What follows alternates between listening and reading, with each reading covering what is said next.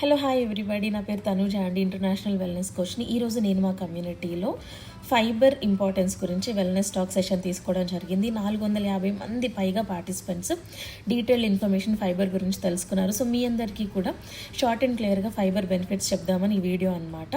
మన శరీరం జీర్ణం చేసుకోలేని మొక్కల యొక్క భాగాల్ని మనం ఫైబర్, పీచు పదార్థం అని అంటాం అనమాట. ఇది మన స్టమక్ హెల్తీగా ఉండడానికి దోహదపడుతూ ఉంటుంది, మలబద్ధకాన్ని నియంత్రించుకోవడానికి అండ్ లాంగ్ టైం మనం ఫైబర్ తీసుకున్నప్పుడు ఫుల్నెస్ ఫీల్ అవుతాం. దాని ద్వారా వెయిట్ లాస్ చేసుకోవడానికి ఉపయోగపడుతుంది. రక్తంలో షుగర్ లెవెల్స్ని నియంత్రించడానికి ఉపయోగపడుతూ ఉంటుంది. బ్యాడ్ కొలెస్ట్రాల్ని తగ్గించడానికి కంప్లీట్గా ఉపయోగపడుతూ ఉంటుంది అనమాట. బౌల్ మూమెంట్ బాగుండడానికి కూడా ఉపయోగపడుతూ ఉంటుంది.